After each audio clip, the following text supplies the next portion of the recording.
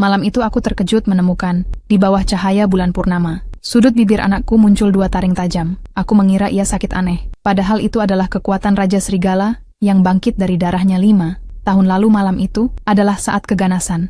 Hewan Raja Serigala paling kuat, dan aku yang mabuk secara tak sengaja masuk ke wilayahnya. Di bawah sinar bulan yang samar, kami melewati malam itu bersama. Sejak saat itu aku menjadi pasangan yang diakui Raja Serigala seumur hidupnya. Namun keesokan harinya aku terbangun oleh suara telepon mendesak. Mendengar kabar nenek kritis, aku buru-buru pergi tanpa sempat berpikir panjang. Sejak saat itu Raja Serigala menjalani 5 tahun hidup sendiri, sedangkan aku membesarkan anakku seorang diri bekerja. Paruh waktu mengantar makanan untuk mencukupi kebutuhan belakangan anakku, mengalami pertumbuhan yang tidak normal, sakit, hingga mengguling di lantai. Dokter tidak menemukan penyebabnya, hingga seorang profesor berkata, gen anak itu berbeda dari biasa. Perlu dilakukan pemeriksaan lebih lanjut, namun biayanya $30.000.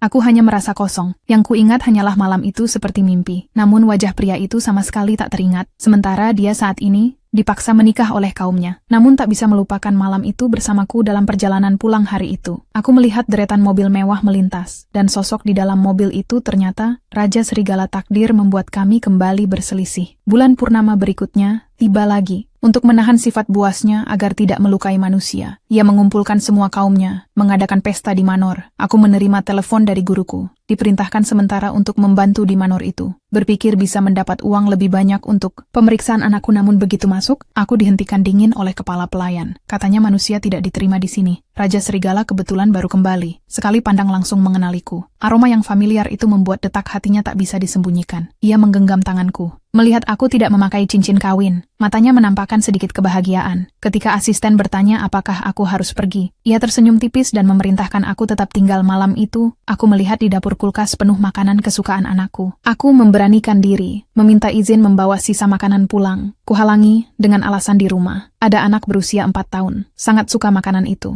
Melihat ekspresiku berubah sedikit, aku buru-buru mengubah alasan. Katanya untuk anjing peliharaan. Ia diam, matanya menampakkan sedikit kecewa. Mungkin mengira aku dingin dan tak peduli masa lalu. Saat itu aku menerima telepon dari tetangga anakku sakit parah. Aku meninggalkan segalanya dan berlari pulang. Melihat anakku bertengkar hebat dengan ibu tiri, ia memanggil anakku iblis dan membuka lengannya, menunjukkan bekas gigitan. Namun aku tahu niatnya jahat, ingin memaksa pernikahan untuk menukar mahar. Rasa marah memenuhi hatiku. Aku mengusirnya dari rumah. Ketika aku membungkuk menenangkan anakku, aku terkejut mundur 1 langkah. Sudut bibirnya sedikit tersenyum, memperlihatkan 2 taring tajam. Saat itu mobil Raja Serigala melewati kompleks. Ia tiba-tiba mencium aroma yang familiar. Aroma itu milik anak serigala. Asisten mengingatkannya, ini adalah tempat tinggalku. Barulah ia menyadari, aroma itu milik anaknya bersama aku.